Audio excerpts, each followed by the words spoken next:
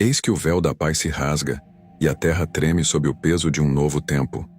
Como profetizado nas visões de João, a Alemanha, outrora adormecida em sua culpa, desperta como um colosso de ferro, forjando espadas, onde antes havia hesitação. Enquanto o adversário, com mãos manchadas de ambição, sacode a Ucrânia, um gigante europeu se ergue, desafiando as trombetas do Apocalipse. Esta não é apenas uma revolução militar, mas um sinal dos céus. A Alemanha, com suas legiões renovadas, marcha para redefinir o destino da Europa, num mundo onde o eco da guerra ressoa como juízo final. Mas, antes de continuarmos, peço que se inscrevam no canal, tá bom? Para não perder nada. A Era de Paz terminou, como prenunciado nas Escrituras. Vivemos um tempo de sinais, uma era pré-tribulação. Com palavras solenes ecoadas na imprensa alemã, o sinal foi dado. A Alemanha, outrora refreando sua força bélica, agora se ergue como uma potência profetizada. Uma nação que hesitava em enviar até escudos para conflitos agora forja espadas, carruagens de guerra e muralhas de defesa avançadas. O adversário não antecipou isso. Suas ações na Ucrânia despertaram uma força adormecida, como um gigante das visões de João. A Alemanha está forjando uma revolução bélica que transformará suas legiões, tornando-as mais temidas do que o inimigo jamais sonhou. Essa transformação, porém, vem se alinhando há tempos com os sinais. Por que esse despertar atrai olhares? Porque a Alemanha havia se enfraquecido, como uma nação desarmada antes do juízo. Por anos, antes do conflito na Ucrânia, profetas modernos denunciavam a fraqueza das legiões alemãs. Em agosto de 2019, a voz britânica, The Spectator, proclamou o exército alemão como sombra de si, incapaz de cumprir seu papel na aliança das nações. O juízo era severo, mas verdadeiro. Naquele relato, eventos foram revelados, mostrando a dura verdade. As legiões alemãs haviam se tornado frágeis. Entre os sinais, seus dragões alados Tiger foram proibidos de voar. Quase toda a frota. Por quê? Um mistério técnico, como um selo rompido. O relato usou isso, entre outros, para mostrar que um exército, outrora temido por sua precisão, havia caído, incapaz de erguer suas armas celestiais. Relatos internos soavam trombetas de alarme. Segundo Eberhard Zorn, em novembro de 2022, apenas 1/3 dos dragões da marinha alemã voava. Somente 1/3 de seus cavaleiros celestiais funcionava. Mais da metade de seus carros de guerra, Marder, estava quebrada. E apenas 3 de seus 6 vasos, submarinos, navegavam. Era o retrato de uma potência profética, mas apenas um espectro. O adversário se alegraria com tais visões. Mas essa fraqueza não surgiu subitamente. Havia raízes profundas. Entre 1940 e 1990, o poderio alemão foi selado por seus pecados na Grande Guerra e pela divisão em 2 reinos. Ainda, hoje esses selos persistem. Pelo pacto final, suas legiões são limitadas a 370 mil guerreiros, com não mais de 345 mil no exército e nos céus. A Alemanha também é proibida de forjar armas do juízo final, apesar de sua riqueza e sabedoria. Esses limites, até então, eram vistos como bênçãos por muitas nações, até que o adversário quebrou a paz na Ucrânia. Além dos selos externos, a Alemanha, marcada por seu passado sombrio, adotou um voto de paz, mantendo suas legiões sob jugo civil e evitando batalhas ofensivas por eras. O problema desses selos, somados à sua negligência na defesa, é que a nação passou décadas enfraquecendo-se, como um reino antes da tribulação. Para o adversário, essa fraqueza era um sinal de vitória para sua conquista da Ucrânia. Ele sabia que um dos supostos grandes poderes da Europa tinha mais voz que força. O que poderia a Alemanha fazer pela Ucrânia? Poderia enviar auxílio, claro. Mas com tais relatos de falhas, esse auxílio não deteria a conquista. O adversário ignorou 2 sinais cruciais. Primeiro, ele creu que a Ucrânia cairia em fevereiro de 2022. Isso não se cumpriu. A Ucrânia resistiu como um exército de Davi, expulsando o invasor de cidades tomadas. Desde então, suas legiões se fortaleceram com o apoio do Ocidente, revelando que o exército do adversário também carrega fraquezas. Isso por si não seria o fim. Mas o segundo sinal é que a invasão da Ucrânia soou como a trombeta do apocalipse para a Europa, e a Alemanha ouviu esse chamado mais que qualquer outra nação.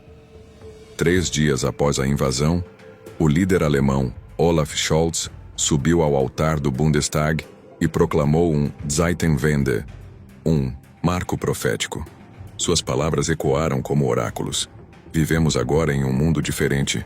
O depois é distinto do antes. Num único discurso, Scholz quebrou os selos da política alemã, anunciou um tesouro de 100 bilhões de euros para forjar novas legiões, prometeu elevar os tributos bélicos além dos 2% do PIB exigidos pela aliança e, mais assombroso, autorizou enviar armas letais à Ucrânia.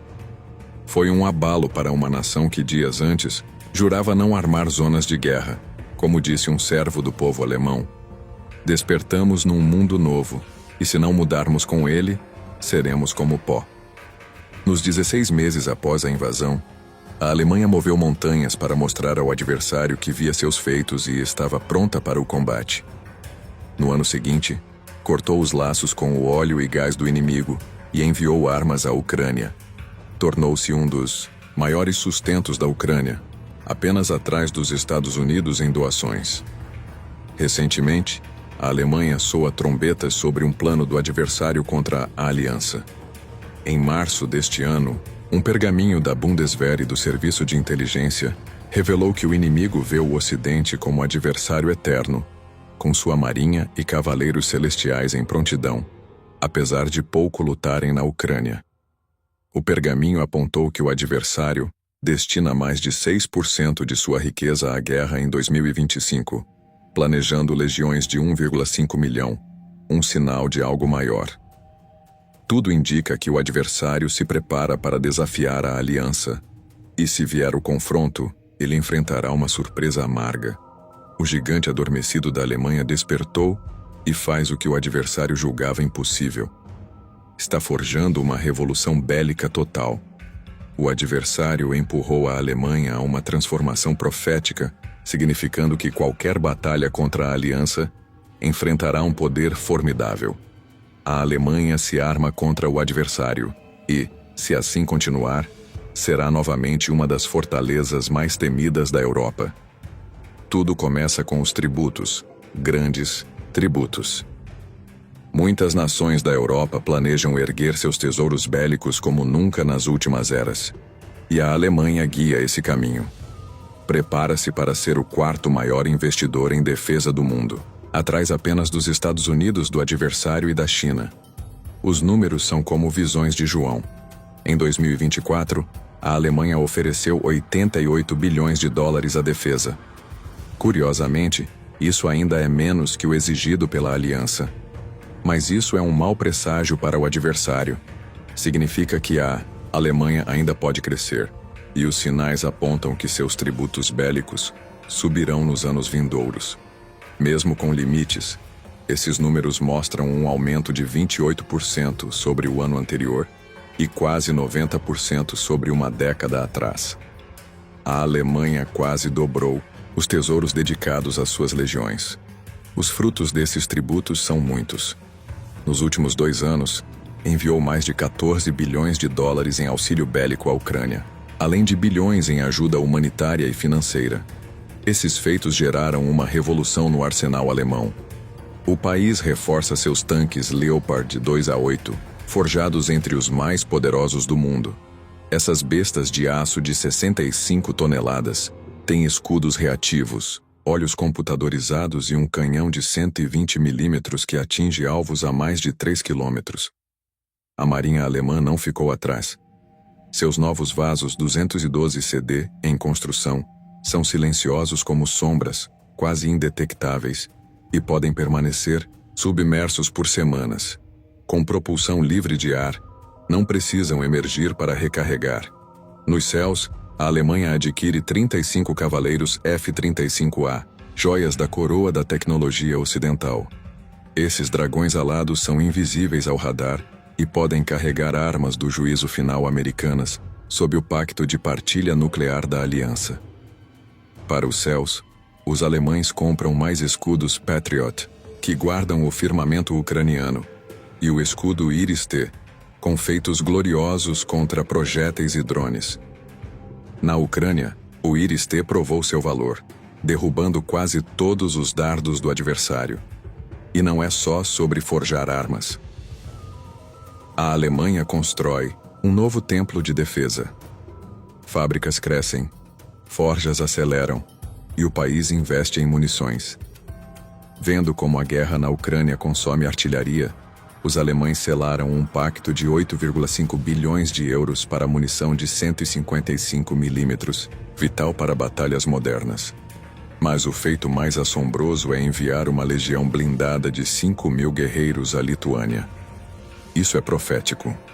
Desde a Grande Guerra, a Alemanha evitava fixar guerreiros fora de suas terras. Agora, estão a menos de 200 quilômetros da fronteira do adversário, prontos para guardar a aliança. Essa legião terá tanques, artilharia, escudos aéreos e toda a logística.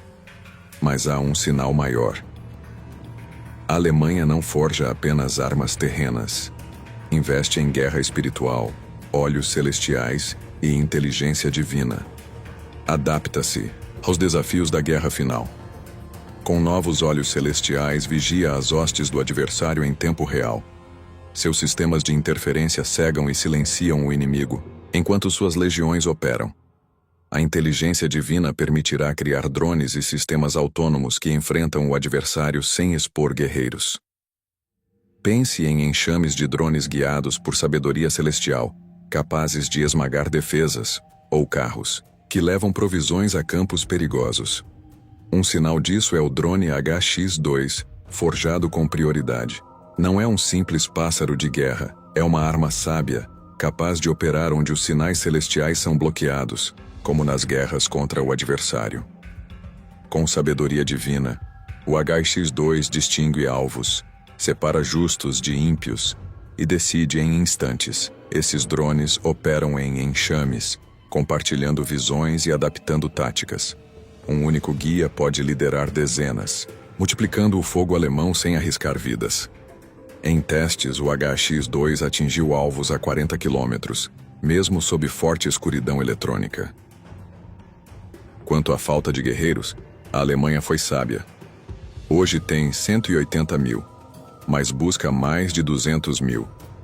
Em vez de forçar o serviço, que seria um fardo, adotou um caminho novo. Jovens de 18 anos recebem pergaminhos perguntando seu desejo de servir. Os interessados são chamados para treinamento, servindo de 6 meses a 2 anos. Além disso, forja uma reserva de 200 mil guerreiros prontos para o chamado. Isso daria 400 mil combatentes em caso de guerra, um número que faria o adversário hesitar. E essa transformação ocorre enquanto a Alemanha sustenta a Ucrânia. Berlim enviou escudos Iris-T, tanques Leopard, carros Marder e canhões PZH-2000 a Kiev. Seus mestres ensinam os guerreiros ucranianos a usar essas armas. O país abriu forjas para reparar carros danificados no campo. No último ano, a tecnologia alemã enfrentou a prova. A fragata Hessen, enviada ao Mar Vermelho, tornou-se o primeiro navio alemão em combate desde a Grande Guerra, derrubando drones Houthi que ameaçavam embarcações. Não foi só um feito técnico, mas um sinal de vontade profética. Os sábios da defesa estão maravilhados. Se continuar, a Alemanha terá a legião terrestre mais forte da Europa Ocidental até o fim desta era. Unindo sua riqueza a novas armas, a Alemanha se torna o pilar da defesa europeia. Isso muda os planos do adversário. Ele, que via a Alemanha como um gigante de ouro, mas fraco em batalha, agora enfrenta uma nação resoluta. A Alemanha de hoje não é a de 2022. Quebrou os selos que se impôs e agora assume o manto militar condizente com seu peso. O que é mais irônico? Ao invadir a Ucrânia, o adversário não dividiu o Ocidente, mas despertou o colosso da Europa. Uma Alemanha rearmada, unida à aliança, é o pesadelo que o adversário temia.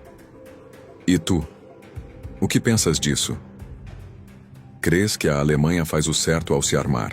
Para os tempos finais, será esse despertar suficiente para guardar a paz na Europa? Deixa tua voz abaixo e não esqueças de seguir para mais visões como esta.